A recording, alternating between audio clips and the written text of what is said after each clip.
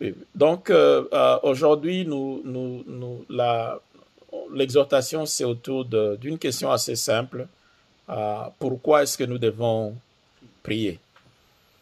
Et parce que, bon, avec les appels à la prière, les appels aux jeunes, il y en a qui risquent de penser que c'est un peu trop qu'on nous laisse un peu de temps, qu'on nous respirer, qu'on nous donne la paix.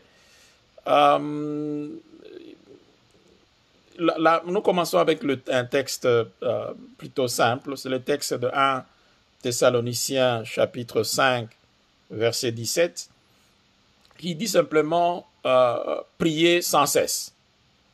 C'est prier sans cesse. La Bible ne dit pas manger sans cesse, ne dit pas buvez sans cesse, ne dit pas travailler sans cesse. La seule chose dont il est question de sans cesse, c'est la prière. Et si c'est mis dans la Bible, ça veut dire que Dieu, qui connaît l'importance de la prière, a cru bon que ce soit écrit de manière aussi simple qu'il faut prier sans cesse. Amen. Amen. Et pour comprendre pourquoi c'est si important de prier, c'est parce que la terre est une zone de guerre. Alléluia. Amen. La terre est une zone de guerre. C'est aussi simple que ça. Et le Seigneur Jésus ne nous a pas caché cela dans le livre de Luc, chapitre 10, versets 17 à 19. La Bible dit: Les 70 revinrent avec joie, disant: Seigneur, les démons même nous sont soumis en ton nom. Jésus leur dit: Je voyais Satan tomber du ciel comme un éclair.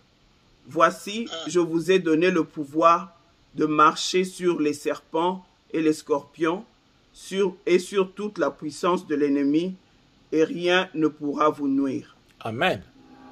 Et donc, le Seigneur nous dit que Satan est ici.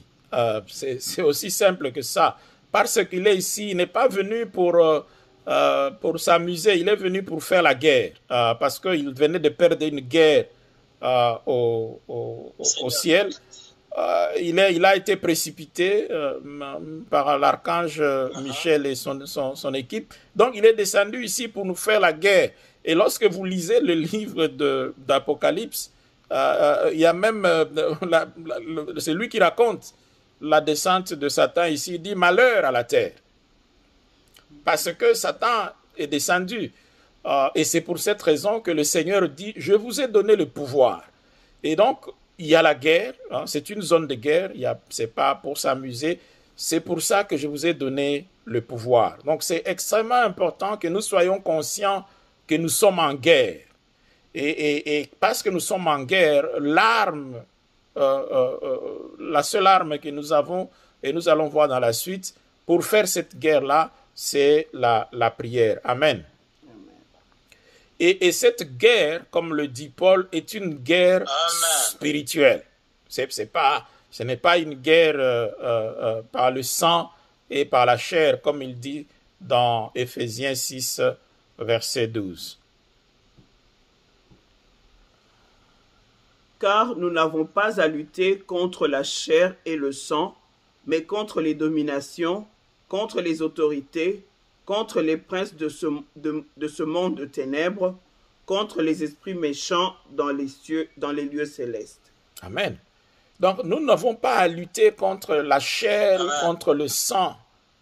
Nous sommes en train, notre guerre, la guerre dont il est question, c'est une guerre spirituelle. Et parce que c'est une guerre spirituelle, guess what? C'est une guerre spirituelle. Deuxièmement, l'autre partie, si on peut appeler ça l'autre partie de la médaille, c'est que nos bénédictions sont d'abord spirituelles. Amen. Les bénédictions sont d'abord spirituelles et elles sont en Jésus-Christ tel que Paul le dit dans Éphésiens 1, verset 3 jusqu'à 5.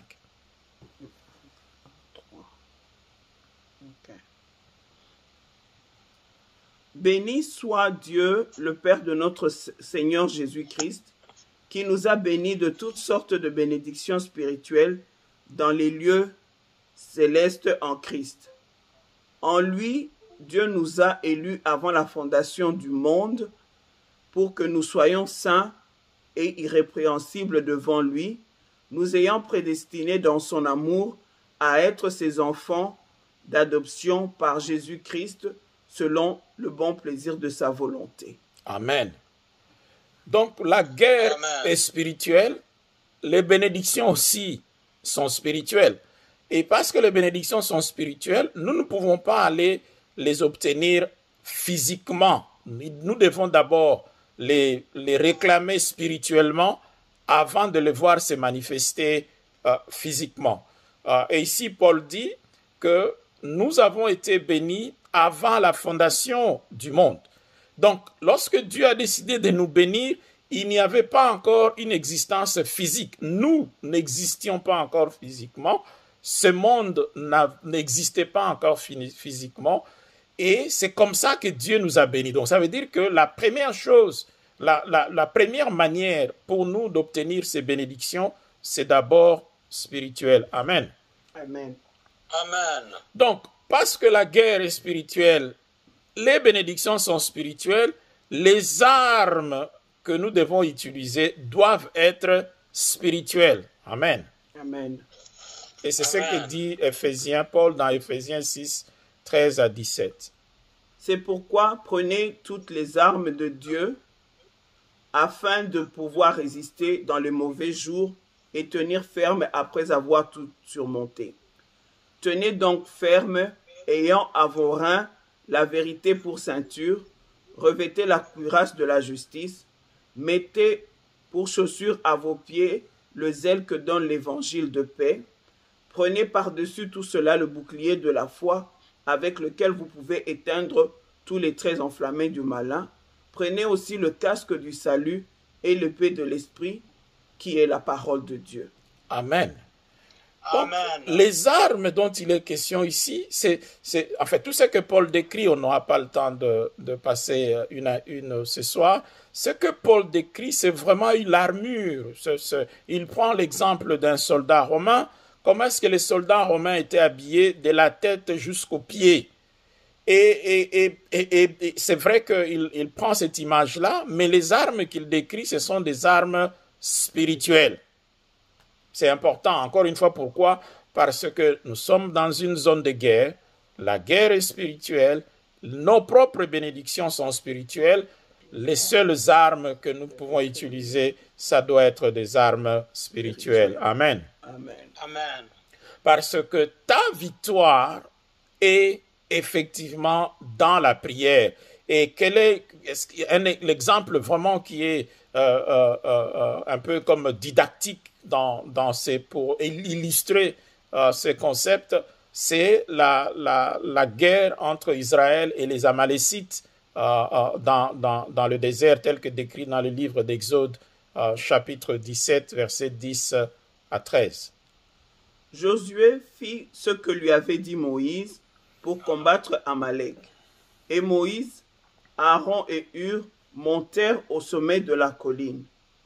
Lorsque Moïse élevait sa main, Israël était le plus fort, et lorsqu'il baissait sa main, Amalek était le plus fort.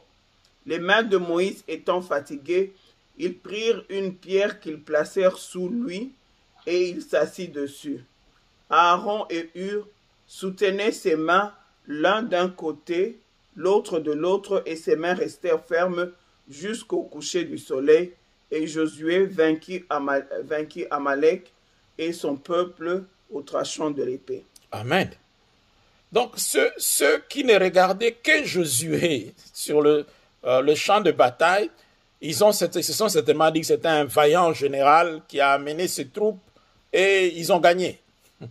Mais ce qu'ils ne savaient pas, c'est qu'il y avait un travail spirituel qui s'est passé et dont dépendait Josué pour avoir sa victoire.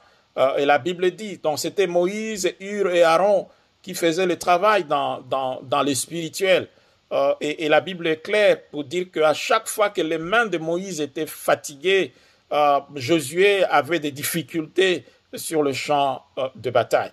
Et aussi quelque chose d'important à souligner ici, c'est que dans la prière, nous avons besoin des autres.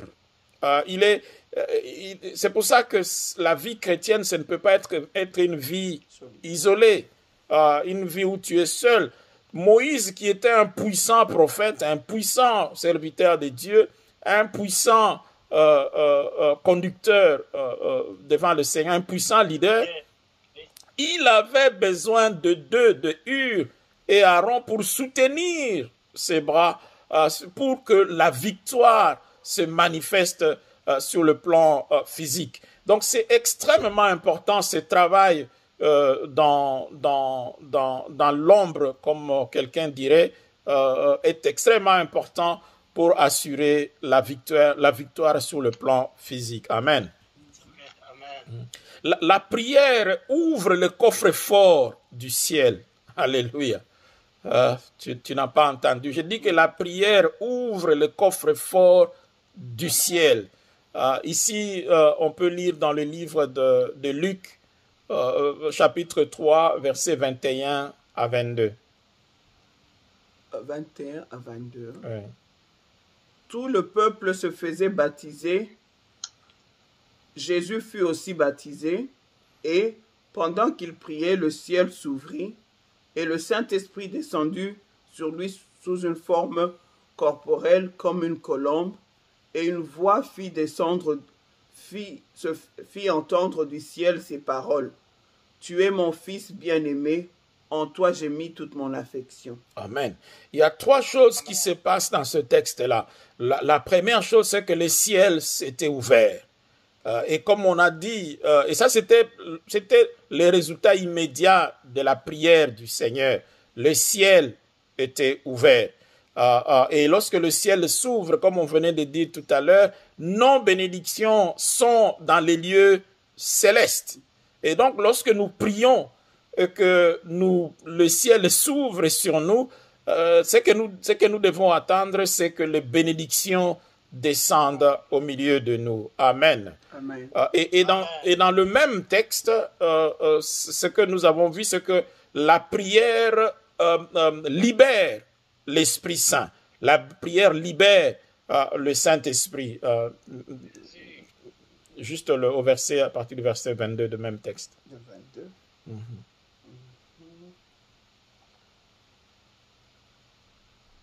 La Bible dit, le Saint-Esprit descendit sur lui sous une forme corporelle, comme une colombe, et une voix fit entendre du ciel ces paroles. Amen. Donc, lorsque Christ a prié, premièrement, le ciel s'est ouvert. Deuxièmement, il a libéré, le Saint-Esprit est descendu. C'est vrai que maintenant, le Saint-Esprit est en nous, mais pour que le Saint-Esprit en nous puisse être activé, nous avons besoin de prier. Amen.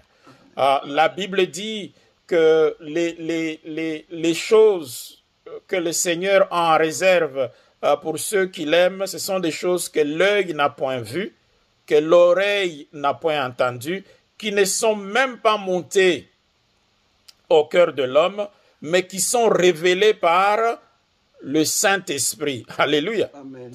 Et donc, si vous n'avez pas l'assistance du Saint-Esprit, vous ne saurez même pas comment prier, vous ne saurez même pas pourquoi prier, parce que les choses que Dieu nous a réservées, ce sont des choses spirituelles, comme on l'a dit, et donc ils ne peuvent être révélées que par le Saint-Esprit. Et nous savons que pour que notre prière soit efficace, nous devons prier conformément à la volonté du Père.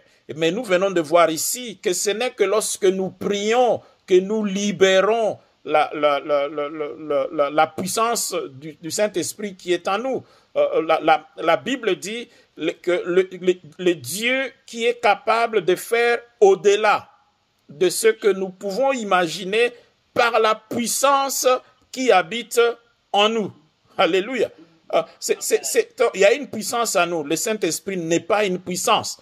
c'est une personne, mais le Saint-Esprit génère une puissance que Dieu utilise pour nous donner au-delà de ce que nous pouvons imaginer. Amen. Amen. Amen. Et la troisième chose qui s'est passée quand le Seigneur a prié, c'est la voix de Dieu. Donc la prière révèle la voix de Dieu. Amen. Amen. Donc dans le même texte, la Bible dit que, au verset 22, 22. Une voix se fit entendre. Hein? Toujours au 22, le Saint-Esprit descendu sur lui, sous une forme corporelle comme une colombe, et une voix fit entendre du ciel ces mots, tu es mon fils bien-aimé, en toi j'ai mis toute mon affection. Alléluia. Et c'est la voix du Seigneur, la parole Amen. du Seigneur. La prière libère la parole du Seigneur. Vous vous rappelez de ce fameux texte qu'on cite tout le temps, dans leur détresse, ils crièrent à l'Éternel. Donc dans leur détresse, il y avait des gens qui étaient en détresse, ils ont prié et l'Éternel leur envoya une parole. Alléluia. Et la parole le guérit. Et donc, nous ne pouvons libérer la parole de Dieu, la voix de Dieu, que par la prière. Pourquoi est-ce que nous avons besoin de la voix de Dieu? Mais comme on le dit, tout ce qui a été créé par la parole de Dieu. Et donc aussi, il y a un malfunctioning, s'il y a un mauvais fonctionnement de quelque chose, la parole de Dieu est capable de ramener le fonctionnement normal de ce qui ne fonctionne pas normalement. Alléluia. Amen. C'est pour ça que la parole de Dieu sauve, la parole de Dieu guérit, la parole de Dieu délivre, la parole de Dieu transforme, la parole de Dieu réconforte, la parole de Dieu amène la vie là où il y avait la mort, la parole de Dieu détruit les forteresses de l'ennemi, la parole de Dieu chasse les démons, la parole de Dieu amène la victoire, la parole de Dieu a la capacité de surmonter, de vaincre les forces de l'ennemi. Alléluia. Mais nous ne pouvons, libérer cette parole que par la prière. Amen. La prière te donne la paix. La prière te donne la paix. Comme Paul le dit dans Philippiens 4, 6 à 7. 6 à 7. Ne vous inquiétez de rien, mais en toute chose, faites connaître vos besoins à Dieu par des prières et des supplications avec des actions de grâce. Et la paix de Dieu qui surpasse toute intelligence gardera vos cœurs et vos pensées en Jésus-Christ. Amen. Ne vous inquiétez de rien, mais par des prières, faites connaître votre situation, ainsi de suite. Et la première chose que nous recevons lorsque nous prions, selon ce texte, c'est d'abord la paix. Avant même d'avoir obtenu ce pourquoi nous prions, parce que le plus difficile, c'est vraiment d'attendre la réponse du Seigneur par rapport à ce pourquoi nous prions. Mais si nous pouvons déjà avoir une paix par rapport à la situation qui nous dérange, par rapport à la situation à laquelle nous faisons face, si nous pouvons déjà avoir la paix, nous pouvons à ce moment-là nous préparer à attendre dans le calme. C'est ce que la Bible dit, c'est dans le calme et la tranquillité que se trouve notre force, le calme et la tranquillité que se trouve notre victoire. Mais ce calme et cette tranquillité ne viennent que par la prière. Et c'est pour ça que la Bible dit ici qu'une paix qui dépasse toute chose, c'est une paix que même les gens autour de toi ne vont pas comprendre. Comment est-il possible que ces messieurs, cette dame qui est au milieu de tout ce problème est aussi calme? Mais ceux qui ne savent pas, c'est que toi, tu viens juste de présenter tes problèmes par la prière devant ton Dieu, et donc Dieu en retour te donne cette paix que tu peux utiliser pour attendre la manifestation physique de ce pourquoi tu as prié. Amen. Amen. La prière nous permet d'amener le nom de Dieu dans la bataille. Vous vous rappelez, on a commencé par dire que nous sommes en zone de guerre. Et c'est par la prière que nous amenons le nom de Dieu. Et ici, j'ai juste donné deux exemples. On n'a pas besoin de lire deux exemples. C'est Josué qui dit, lorsqu'il a prié au verset, qu'est-ce que je dis, au chapitre 7, verset 9, il dit au Seigneur, qu'est-ce que tu diras par rapport à ton nom? Parce que vous vous rappelez, bon, on a partagé ici, ils sont allés dans la ville de Haï, ils ont été battus contre toute attente, et dans sa prière, Josué dit, qu'est-ce que tu feras à cause de ton grand nom? Et c'est dans la prière que tu amènes le nom du Seigneur. Et Daniel, dans Daniel 9, 19, il fait la même chose à cause de ton nom. À cause de ton nom que nous portons.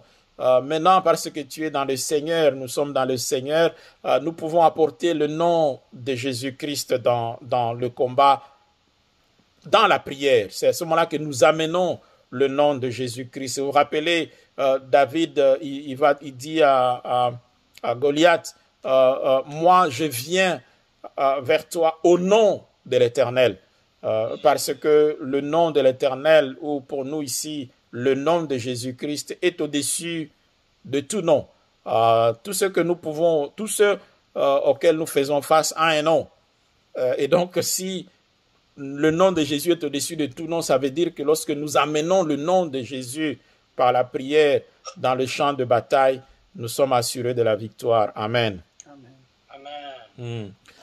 Bien-aimé, l'une autre raison de prier, c'est parce que tu ne peux compter ni sur les chariots, ni sur les chevaux, ni sur ceux qui les utilisent pour te sauver. Amen.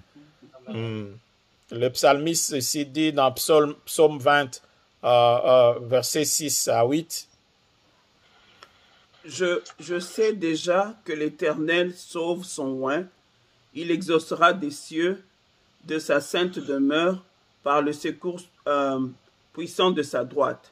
Ceux-ci s'appuient sur leurs chars, ceux-là sur leurs chevaux. Nous invoquons le nom de l'Éternel, notre Dieu. Amen. Donc, tu ne peux compter sur les chevaux, tu ne peux compter sur les chars, tu ne peux compter sur ceux qui les utilisent. Nous, en tout cas, nous comptons sur l'Éternel, notre Dieu. Et le moyen qu'il nous a donné pour crier au secours, c'est par la prière. Et donc, bien-aimé, le Seigneur attend ton coup de téléphone par la prière. Et c'est ce que nous dit le psaume 50, verset 15. La Bible dit, « Et invoque-moi au jour de la détresse, je te délivrerai et tu me glorifieras. » Alléluia. Invoque-moi au jour de la détresse. Donc, ça veut dire que son téléphone est ouvert 24/7, 24 heures sur 7. Il attend ton appel par la prière. Et il dit, invoque-moi, je te délivrerai et tu vas m'honorer. Et donc, l'invitation ce soir, c'est prier jusqu'à ce que les cieux vont s'ouvrir. Prier jusqu'à ce que tu sois rempli, tu libères cette puissance du Saint-Esprit qui est en toi. Prier jusqu'à ce que tu entends, jusqu'à ce que le Seigneur libère, oh mon Dieu, il libère une parole pour toi par rapport à la situation que tu traverses. Et c'est ce que Daniel avait fait. Daniel n'est jamais, quand Daniel commence sa prière, il n'a jamais dit que je vais prier pendant 21 jours. Mais Daniel a prié, c'est au 21e jour, c'est ça? Qu'il a reçu finalement une parole de Dieu. Même si l'ange Gabriel lui a dit qu'en fait, c'est au jour où tu avais pris, le premier jour où tu avais pris à prier, que la parole a été libérée. Mais encore une fois ici, un exemple du combat que tu as. Non simplement, il a prié, la parole de secours a été sortie, mais en cours de route, il y a eu un combat pour lui empêcher d'accéder à cette parole. Parce que comme la Bible dit, tu connaîtras la vérité et la vérité t'affranchira. Et le diable va tout faire pour que tu ne connaisses pas cette vérité. C'est ainsi qu'il faut continuer de prier sans cesse. Que le nom de l'Éternel soit glorifié. Amen.